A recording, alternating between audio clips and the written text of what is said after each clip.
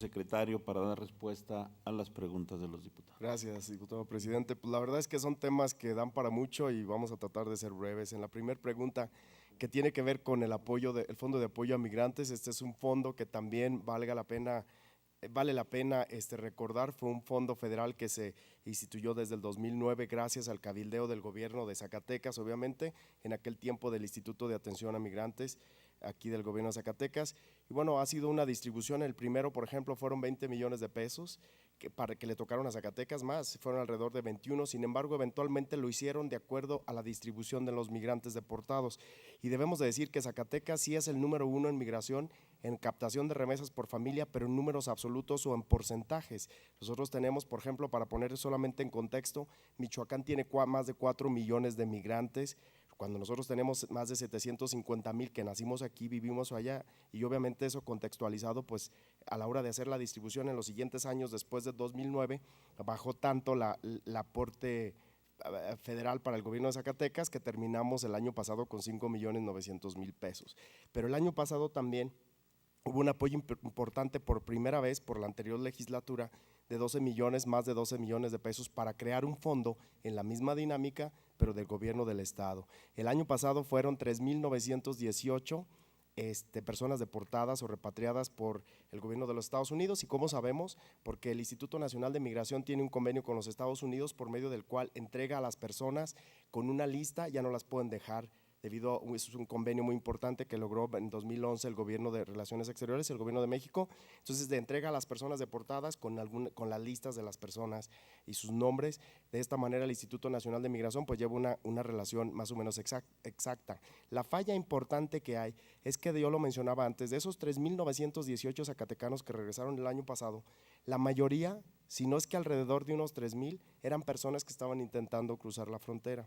Entonces, lo que hace más emergente, y no hay una manera de dividir a esas personas, todos califican para los apoyos. El Fondo de Apoyo a Migrantes federal y estatal, en el federal son 20,000 pesos como un capital semilla para iniciar un negocio. En el fondo estatal que estamos a punto de entregar, y también tiene que ver porque en otras respuestas, ¿por qué no hemos entregado a los exbraceros, por ejemplo, el apoyo? Porque la Secretaría de Finanzas no lo programa en ciertos meses. Originalmente nos querían poner algunos apoyos en diciembre, yo sé que esa es una maña para poderse quedar con dinero, en diciembre ya no se trabaja, entonces nosotros cabildeamos para que fuera con tiempo. Este año tenemos apenas abierta el Fondo de Apoyo a Migrante de estos 20,000 pesos, el federal, hasta estaba programado para el mes de agosto, nosotros decidimos hacerlo en septiembre porque iba a haber cambio de presidencias municipales y depende de las presidencias municipales. Ellos hacen los expedientes y nos los traen a nosotros. Entonces, para no dejar cosas pendientes, lo decidimos aplicar hasta los meses consecuentes. Y bueno, en este programa, que si funciona o no, son 20,000 pesos, pero recientemente hemos tenido, precisamente Cancillería, Relaciones Exteriores, ha realizado un estudio junto con la Universidad Autónoma de Zacatecas que nos ha permitido saber que es un programa muy exitoso, que mucha gente solamente necesitaba 20,000 pesos y 20,000 de alguien más que pueda ayudarles a detonar no solamente economías familiares, sino economías locales y generar empleos. Y tenemos muchos ejemplos de ello. En la pregunta número 2, que tiene que ver con las remesas, ¿qué se está haciendo para eficientizarlas?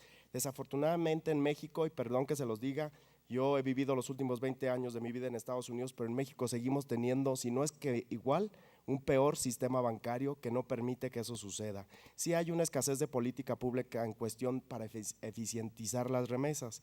Hay quien dice, ¿qué podemos hacer? Muchas cosas, muchas políticas públicas. Podemos incentivar el ahorro, pero el sistema bancario no lo permite. Podemos crear bancos comunitarios como existen en Estados Unidos, podemos hacer muchas cosas, pero mientras el sistema bancario de México no se modifique, no hay una reforma integral que pueda ponerlo en un contexto del nivel que tiene ya México en la economía mundial, vamos a seguir preguntándonos por qué no son tan eficientes las remesas. Y la verdad es que lo eficiente de las remesas tiene que ver con que llegan a las comunidades, son muy eficientes. Si no, vayan a Santa Lucía de la Sierra, San Rafael de las Tablas, que son comunidades de las más alejadas del estado y del municipio de donde yo soy, y se darán cuenta que ahí lo único que hay son remesas, porque los migrantes no somos del área conurbada, ni de Zacatecas, ni de Fresnillo, ni de Guadalupe, somos de las comunidades más pobres y de las comunidades rurales. Entonces sí es interesante trabajar con el sistema bancario.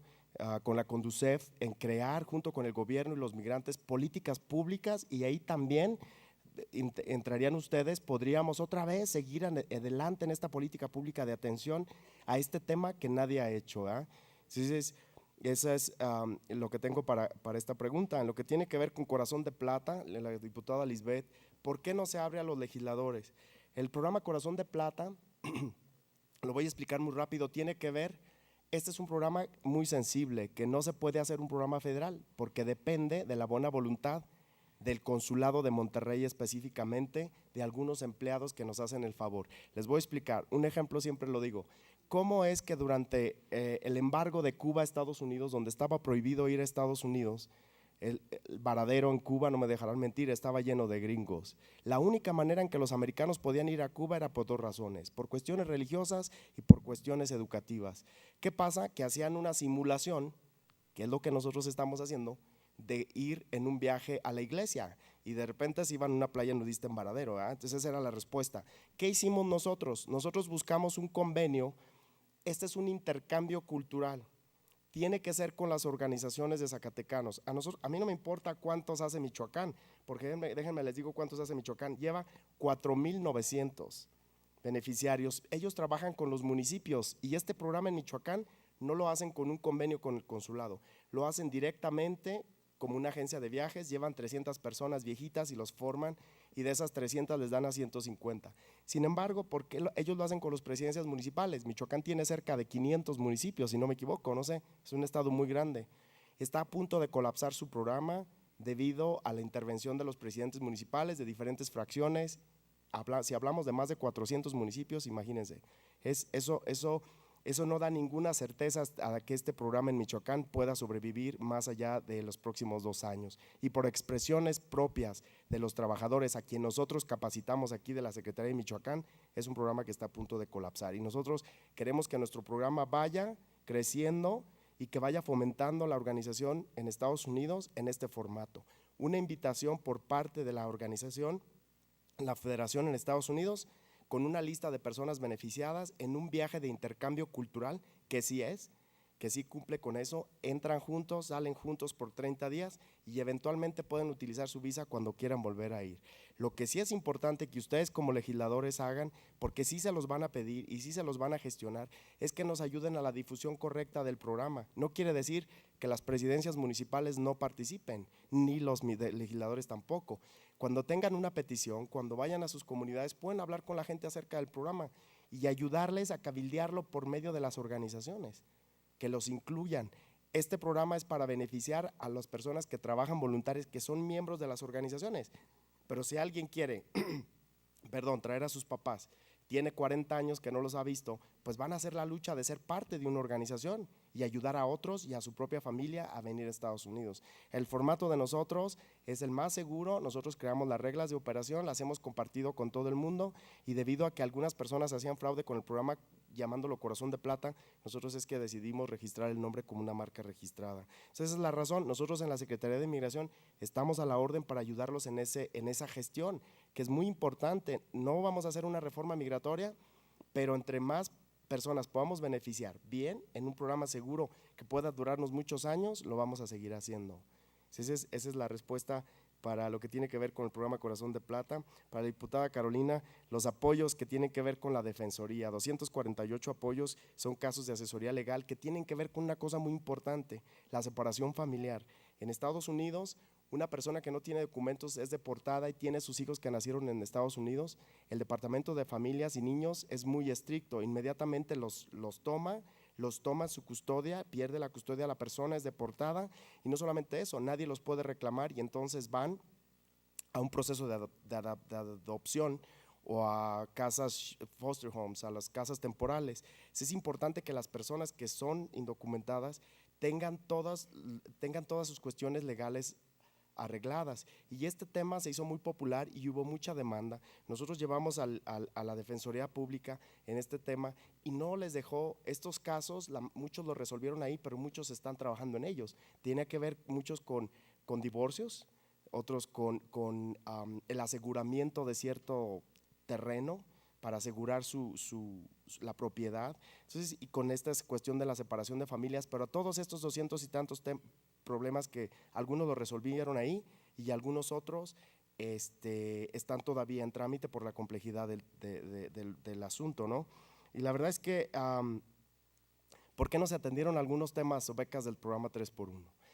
El programa 3x1 inicia con la principal, el primer punto es que un club de migrantes tenga la intención de hacer un programa, de hacer un proyecto, perdón. Eso es obviamente con el consenso del presidente municipal y nosotros, el gobierno federal y estatal, solamente estamos a la disposición de lo que ellos quieran hacer juntos para poner nuestras partes. Cuando muchas veces el presidente del club metió la solicitud, pero no encontró eco en el presidente municipal. Y muchas veces nosotros siempre los invitamos a que tengan una buena relación, porque cuando un presidente municipal no quiere apoyar cierto proyecto, no es el que trae el expediente técnico y el que hace el resto del trabajo. Y si no quiere, a ellos les dice que sí, pero no hace el trabajo para que eventualmente pueda ser bloqueado ese proyecto. Algunas becas, hay algunas anomalías que tienen que ver con el programa 3x1, por supuesto. Hace algunos días veíamos en Guadalupe, le piden el dinero del club a los estudiantes. En la solicitud del programa 3x1 dice que el club va a poner el 25% y firma. Entonces muchas veces hay muchas acusaciones en contra del gobierno de cómo manejamos la situación. Nosotros atendemos aplicaciones que llegan y expedientes completos, cuando hacen los procesos en tiempo, forma y con todos los requisitos. Algunas veces no se da, ¿por qué? Por falta de incumplimiento. Este caso de las becas en Guadalupe era porque no…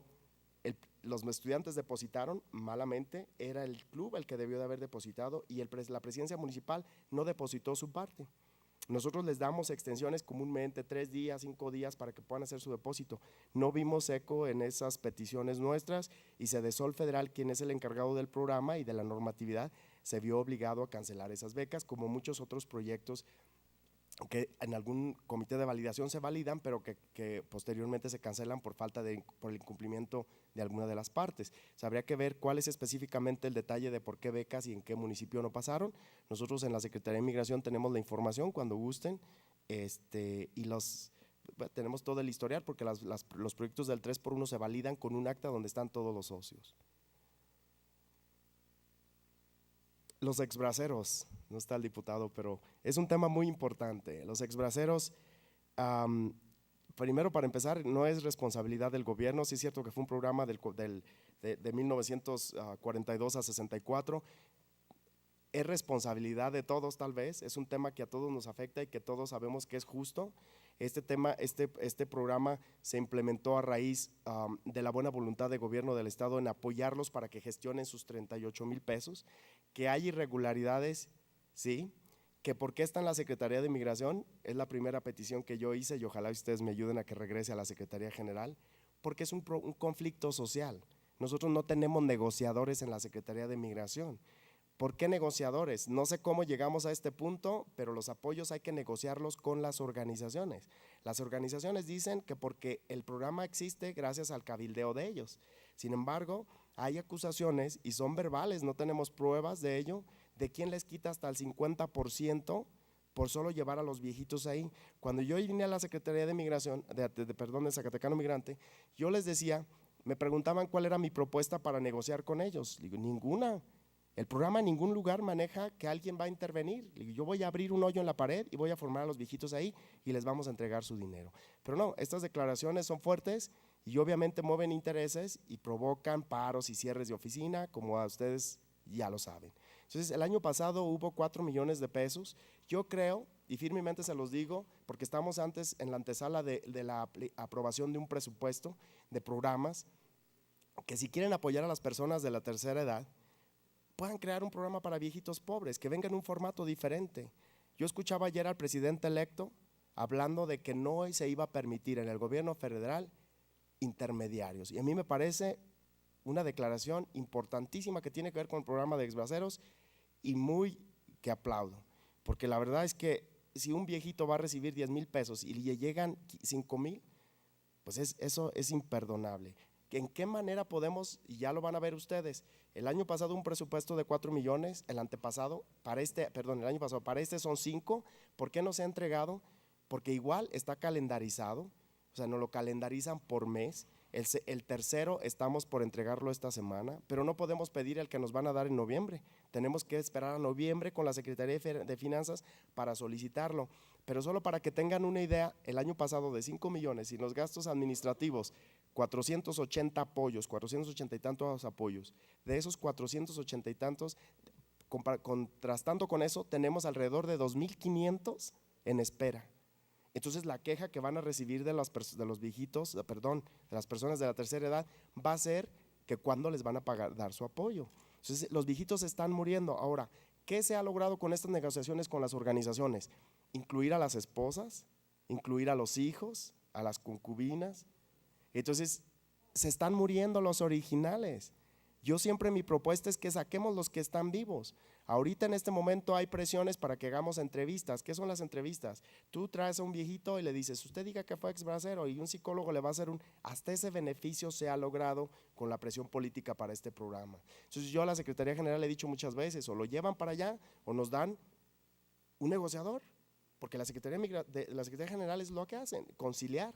Y nosotros no tenemos un experto dentro de nuestra organización, dentro de nuestra secretaría, que atienda este tema. Eso es un tema que da mucho para hablar y que ustedes tienen mucho que ver. Yo les pido su apoyo, que a lo mejor nos podamos juntar, a lo mejor ahí con la Comisión de Migración, y podamos discutir de qué manera podemos seguir apoyando a las personas mayores que necesitan, por supuesto, pero sin tanto abuso ni sin tanta politiquería. Perdón que se los diga.